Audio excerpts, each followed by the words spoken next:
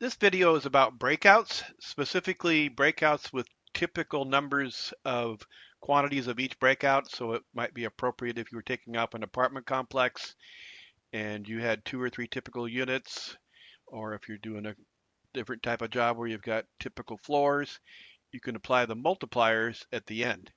So I'm going to create a new job here. I'm going to call it the Vision Hotel.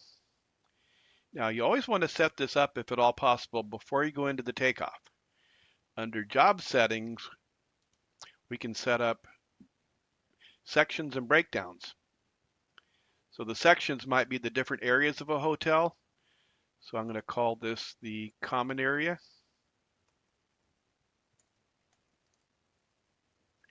This would be your lobby, your corridors, everything that's kind of accessible to everyone. And we might also break out the rooms, the different types of rooms in a hotel. So let's say we have some standard rooms and we've got some suites. Obviously, you can have as many different types of rooms or uh, sections as you want. This is going to be a suite. I am going to click in the common area here because that's where I'm going to start the takeoff. Now I can also separately break down the base bid versus an alternate. So I'm going to call this the base bid and breakdown 2. We just hit edit. That's going to be alternate 1. Now the thing about sections and breakdowns and creating alternates and that kind of thing, it doesn't matter at this point, for example, if the alternate is an adder or a deduct. As long as I keep the entries for the alternate in their own little bucket, we'll call it, I can break that out at the end. Again, either as an adder or a deduct. And again, I'm going to click on base bid because that's where I'm going to start. Now, it doesn't matter which way you go on the sections and breakdowns. I could have done the sections as the base bid and the alternate, could have done the breakdowns as the different areas. At the end, we can tell the program how we want to sort the job and then apply the multipliers where appropriate. So I'm going to start my takeoff by hitting OK. I'm going to go into the quick branch module so I can take off my devices with the wiring. So here's quick branch.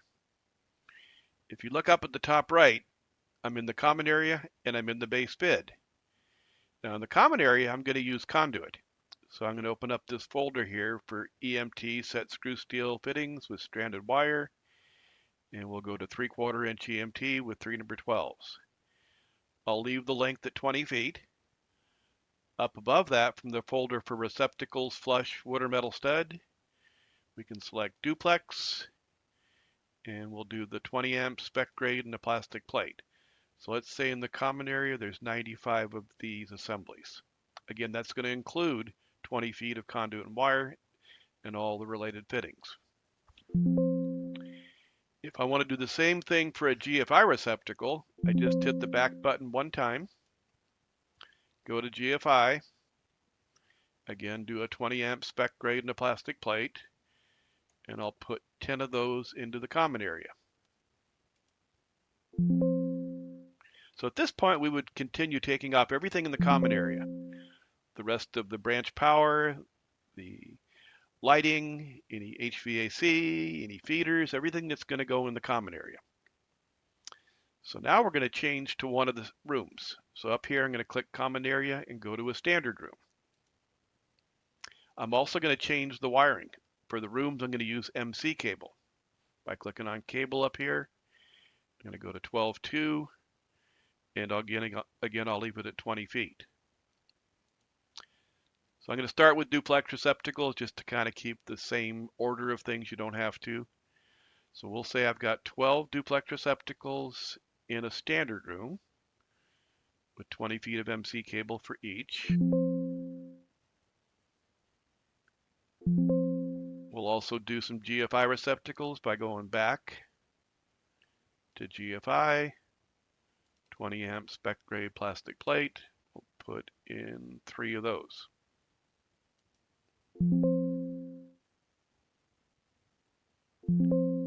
So now, again, you would continue taking off everything in a standard room, lighting, branch power, HVAC, whatever else, any low voltage or data, that kind of thing, fire alarm maybe. Up at the top right, now I'm going to change from the standard room to the suite.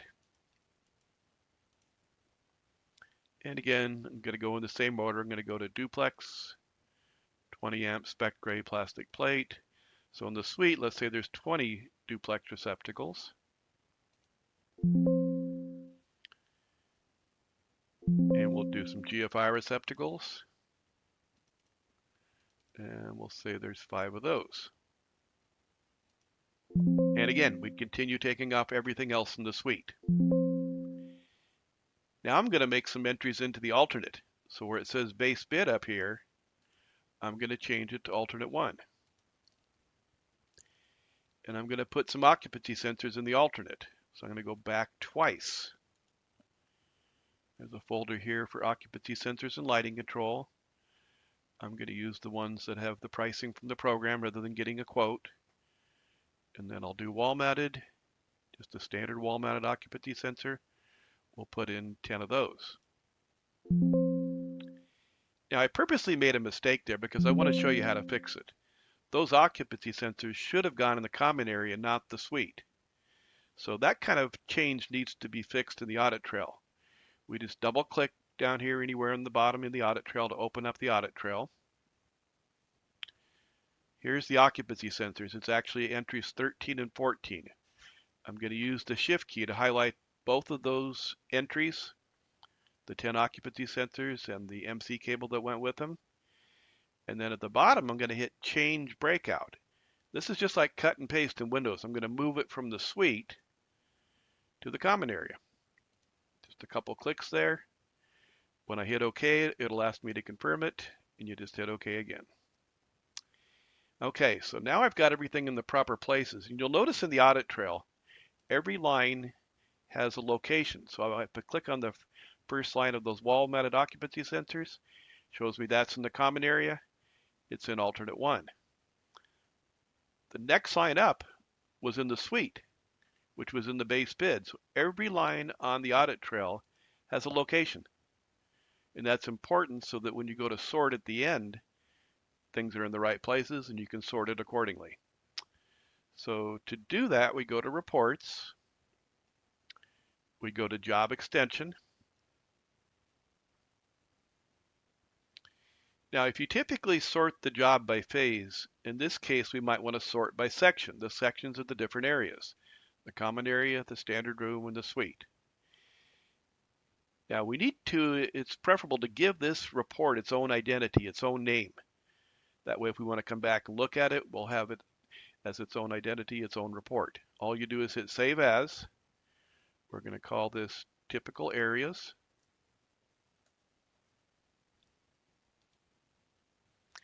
And now when you get the extension report, it'll be sorted by those 3 different areas.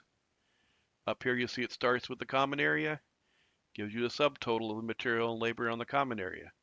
Then it goes to the standard room, material subtotal, labor subtotal.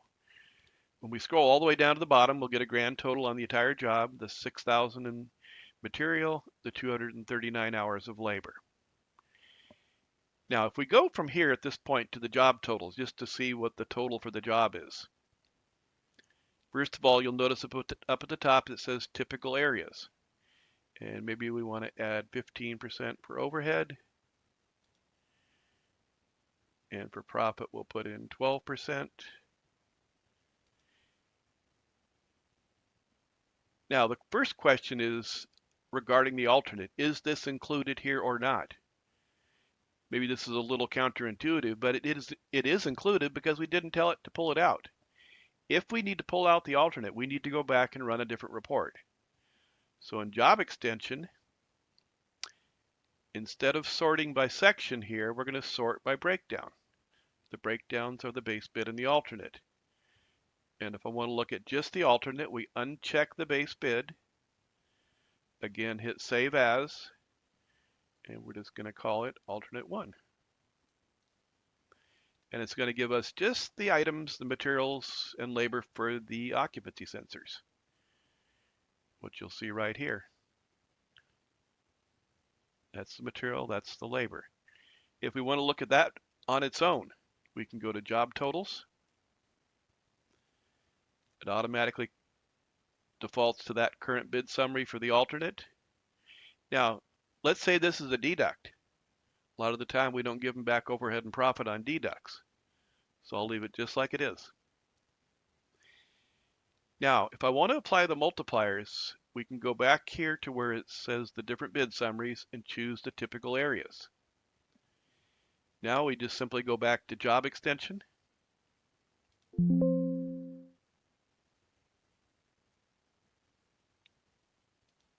And then you'll see at the bottom of that first column, we're going to change it to the sections. And we're going to say quantity multipliers. The common area, there's just one common area. We'll say there's 90 standard rooms, 10 suites. Now again, we want to make sure we give this report its own identity, its own name. So we're going to hit Save As and call this Typical Areas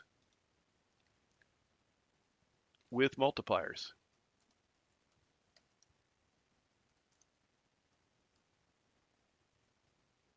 Hit Save. Now the common area didn't change because the multiplier on that is 1. But if you look down here on the standard room, everything's been multiplied by 90. So now we've got $36,000 worth of materials and almost 1,400 hours of labor. Again, as you scroll down, you'll see the suite was multiplied by 10, and then the grand total at the bottom. Now this report, again, is going to have its own summary. So when we go to totals, we'll see that up at the top. Typical areas with multipliers. So again, it's starting this like a brand new job. So we're going to put overhead and profit in again.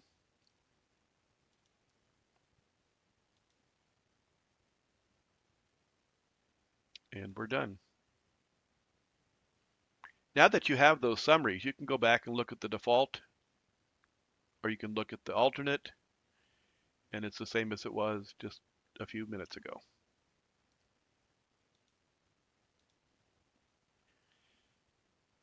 That's how the breakouts work, and that's how the multipliers work.